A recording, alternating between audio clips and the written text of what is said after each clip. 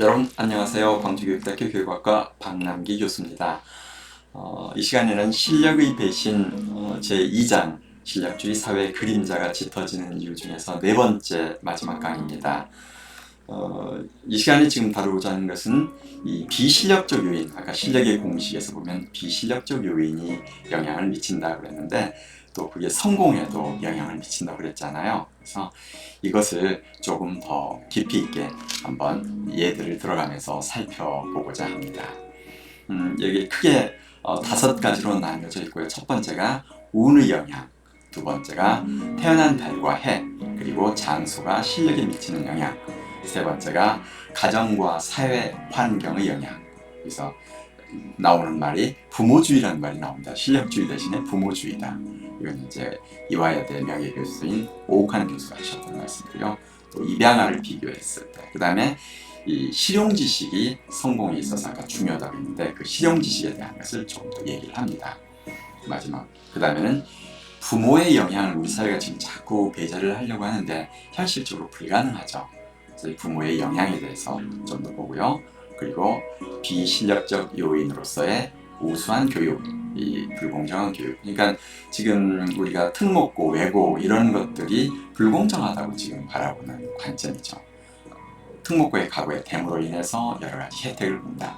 아니면은 뭐 사교육을 받음으로 인해서 혜택을 본다. 그래서 이러한 여러 가지 요인들인데 이 요인들에 대해서 간략하게 살펴보도록 하겠습니다. 이제 여러분들하고 같이 살펴보는 여기에서 지금 비실력적 요인에서 첫 번째가 이제 운의 영향을 제가 얘기를 하고 있는데요. 이 운의 여러분 그런 말 알죠? 뭐 운 좋은 사람 이기기 어렵다. 네. 이 미국 석유 독점 재벌이었던 록펠러 같은 경우에도 그 여기 있는 것처럼 램프용 기름으로 쓰겠다 그래가지고 석유 회사들을 다 사들이기 시작했는데 전기가 이제 사용되기 시작하면서 이제 전구가 개발되니까 파산하게 됐어요. 왜냐하면 수요가 없어지잖아요. 그런데 전혀 예상치 않게 그 시점에 유럽에서 중유를 사용하는 이제 엔진이 개발이 돼가지고 석유가 폭발적으로 수요가 늘어나서 세계적 부자가 됐던 그런 게 있죠. 그다음에 여기 이제 석유재벌 해롤드햄이란 2015년에 실제 이건 이혼 소송의 예입니다. 그래서 여기에 그 이제 제가 좀 이 사람들에 관한 그림이 있는데 이 그림을 보시면 이 해롤드햄과 부인 수안의 이혼 소송인데 재산 190억 달러인데 그 중에 1조 원 이것을 위자료로 이제 하는 이런 이제 소송이 걸렸었습니다. 그래서 여기 보면은 내가 10억 달러만 주겠다 그랬더니 부인이 불합리하다 그래가지고 이제 소송을 한 거죠. 근데 이 사람 주장이 내가 그 거의 다 운으로 본 거지 내 노력으로 본 건 별게 없다 이렇게 했었어요. 근데 그 왜 그런가 봤더니 이 미국 그 해당 주에서는 이혼법에 보면 결혼 전에 소유한 재산의 가치가 소유주의 노력과 무관하게 증식됐을 경우는 분할하지 않아도 된다 이렇게 되어 있었어요. 근데 실제로 이 사람이 운으로 돈을 버는 걸로 돼가지고 승소를 했습니다. 그러니까 그 석유 재벌이 그래가지고 이제 상대방이 돈을 조금밖에 그 배우자가 이제 이혼했던 상대가 조금밖에 못 받게 된 거죠. 근데 여기 말콤 글래드웰이 보면 여기에서 그 아웃라이어 그래서 실력을 좌우하는데 비실력적 요인 근데 여기에서 그 여러 가지 얘기들을 해 나가고 있습니다. 그래서 자기 노력의 결과라고 착각하면서 모든 것을 움켜쥐고 내놓지 않으려고 하는 것은 모래를 움켜쥔 주먹에서 모래가 빠져나가듯이 운이 빠져나갈 수도 있다. 이걸 여러분들에게 얘기하고자 합니다. 그래서 이건 실제로 실력주의 사회라고 하더라도 우리가 아무리 노력을 해도 운의 영향을 지어갈 수는 없기 때문이죠. 두 번째로 이제 태어난 달과 해에 관한 건데요. 그 다음에 장소. 그래서 여기에 그 아까 얘기했던 하키 선수 봤더니 캐나다 1월부터 3월생이 약 40%나 되는 거예요. 근데 10월, 12월생은 10%, 약 4배 차이가 나죠.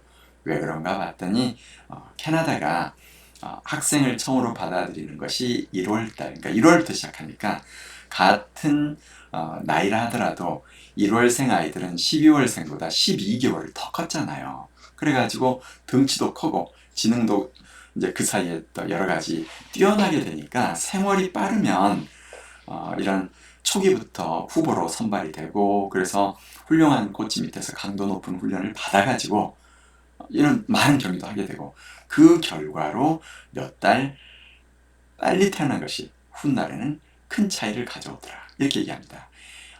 영국은 9월 1일 기준으로 하는 프리미어 리그, 여기도 영국도 마찬가지고요.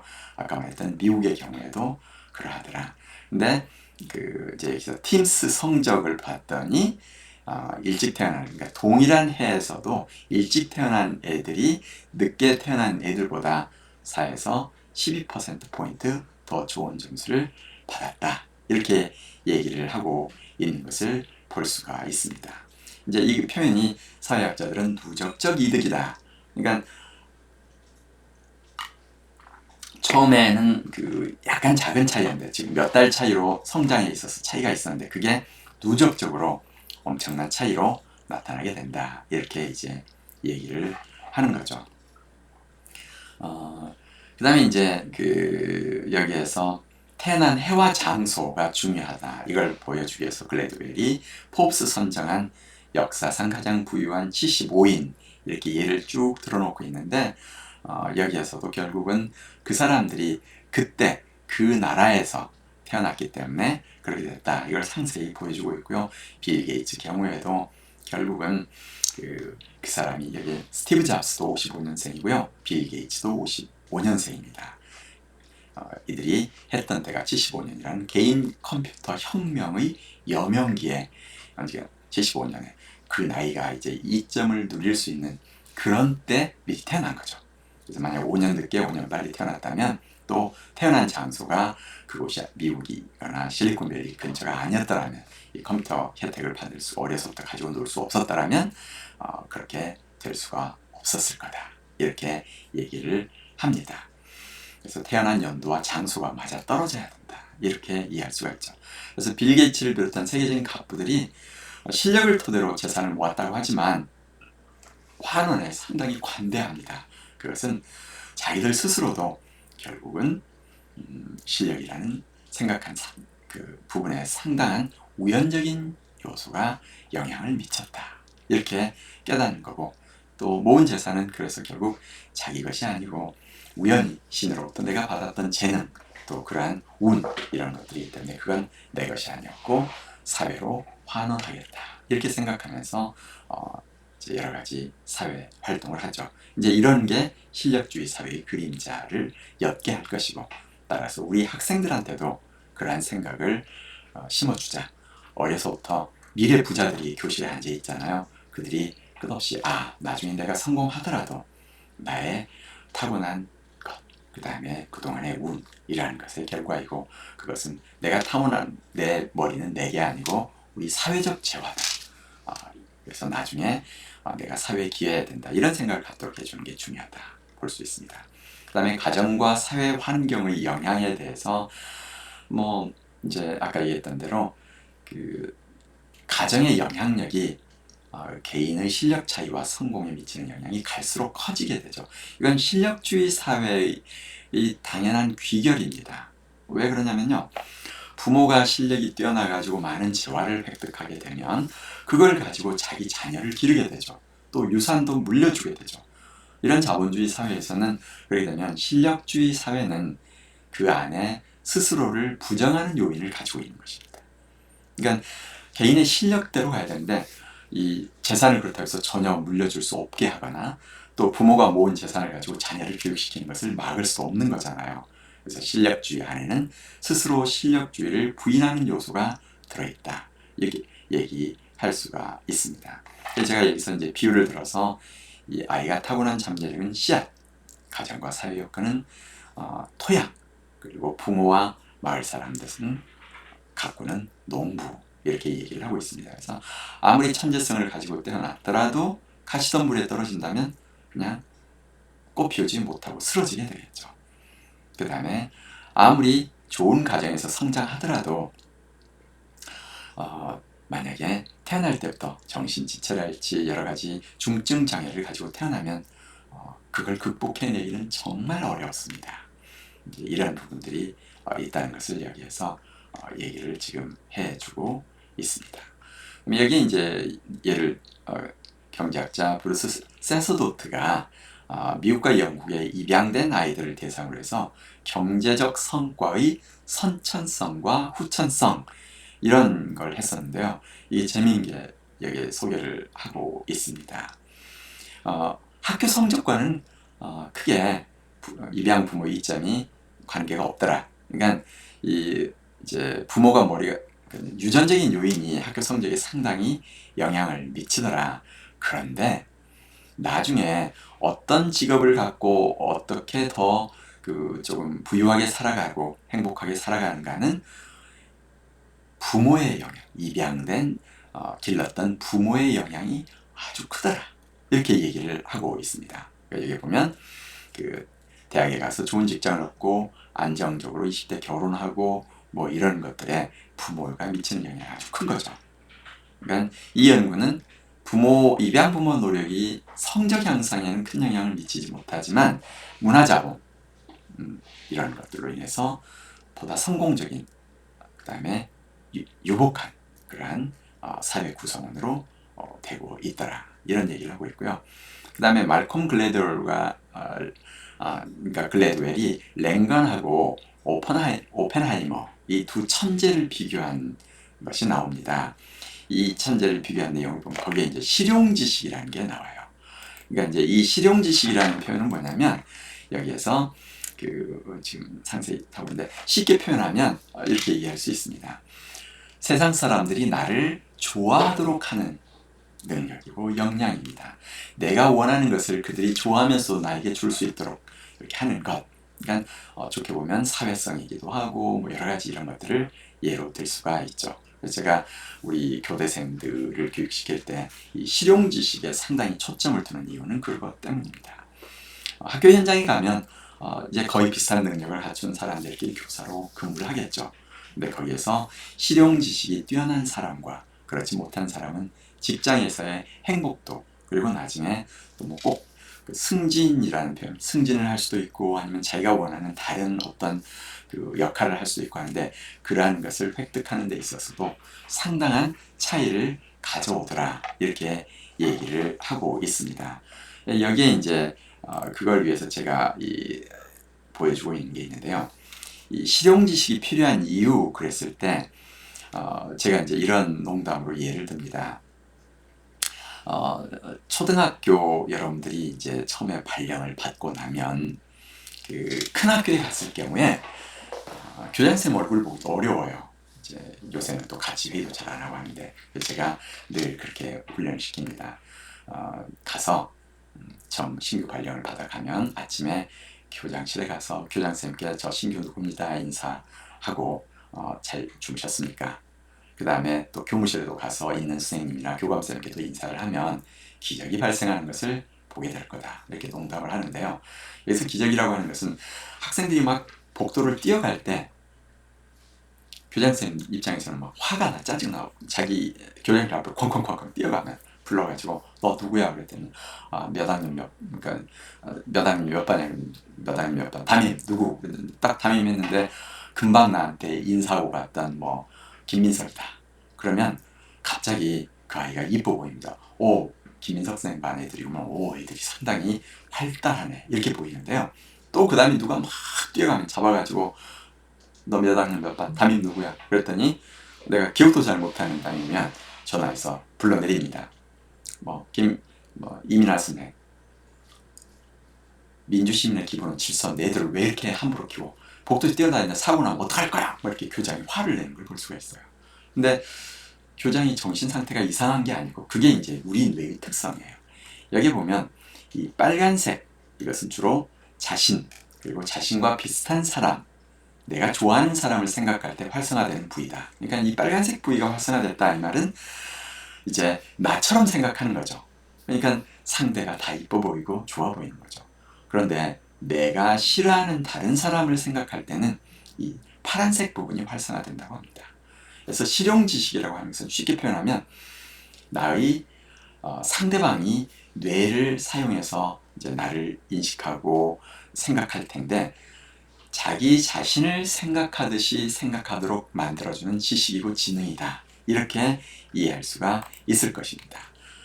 그래서 여기에 이제 그 말콤 글래드웰이 써놓은 그 책에 보면은 이 크레스 랭건 가난한 집안에서 태어났던 이 천재하고 오펜하이머 부잣집의 천재 이 아이가 있는데 가난한 집안에는 실용 지식이 결국은 갖지 못해서 그냥 평범한 농부로 오펜하이머는 핵무기 개발이 주역으로 역사에 남았다. 이걸 보여주고 있습니다.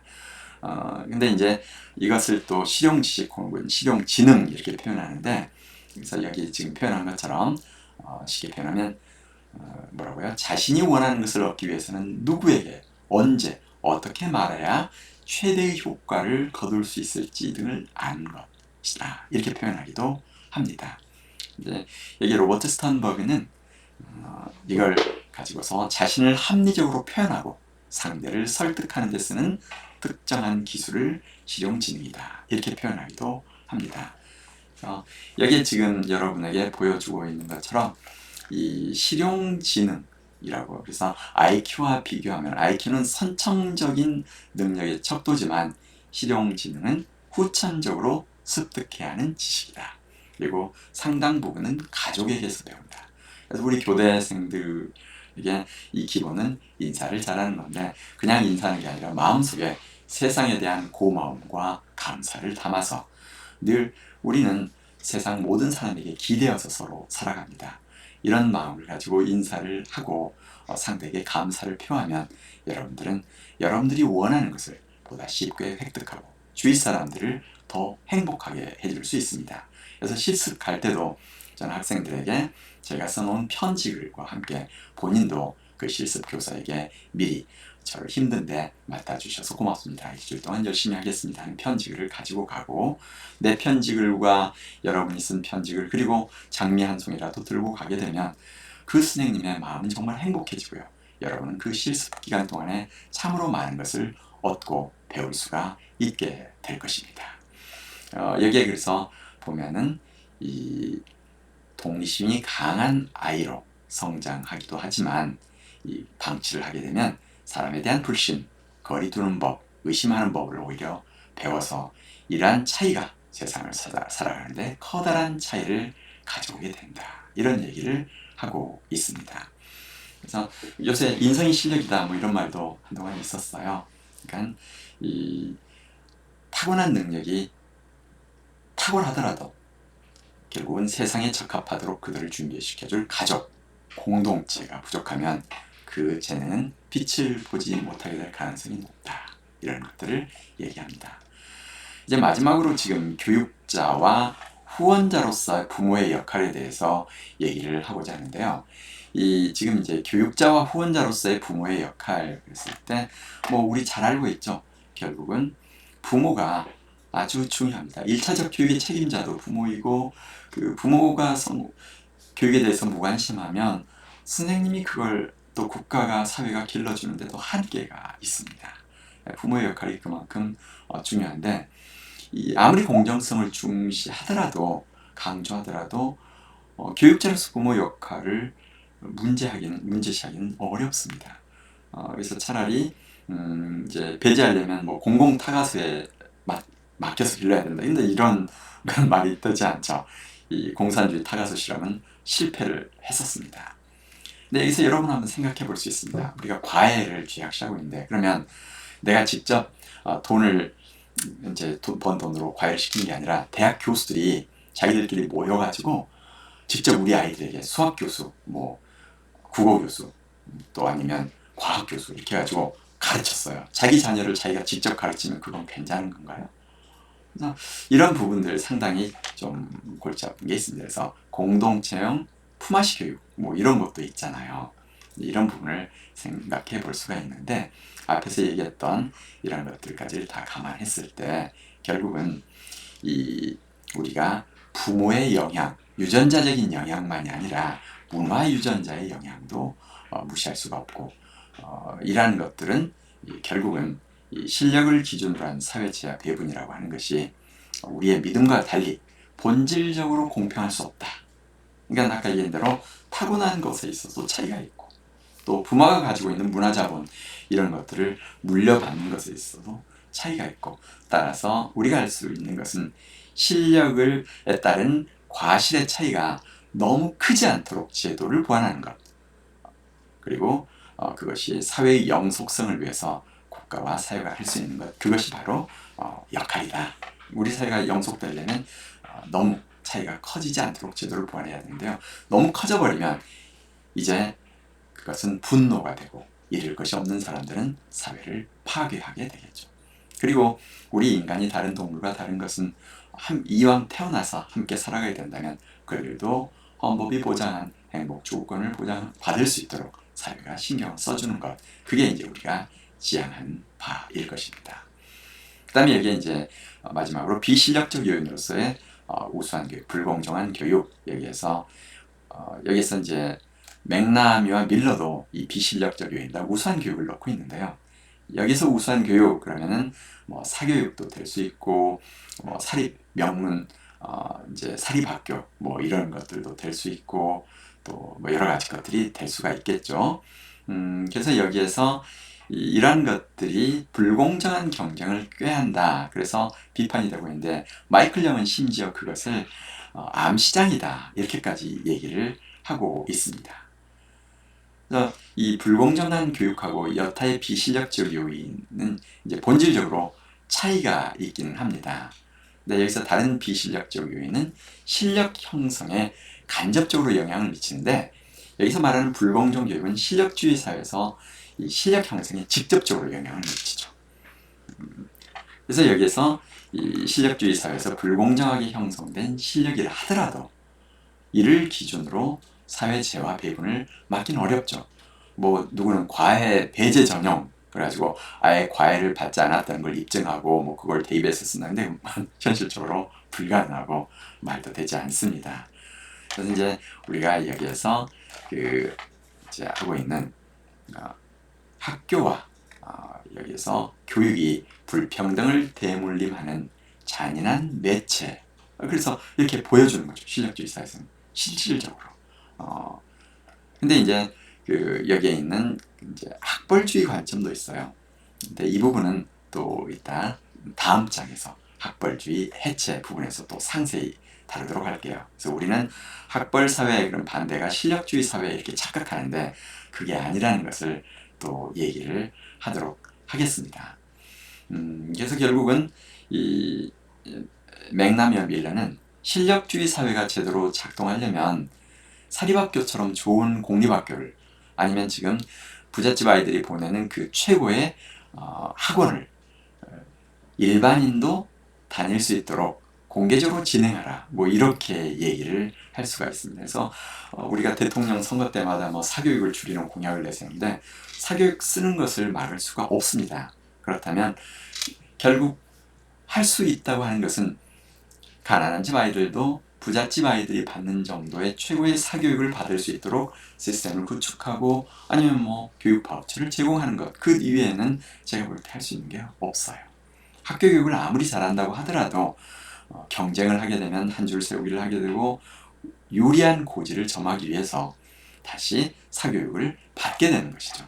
그래서 그러한 부분에 있어서 우리가 따져볼 필요가 있다.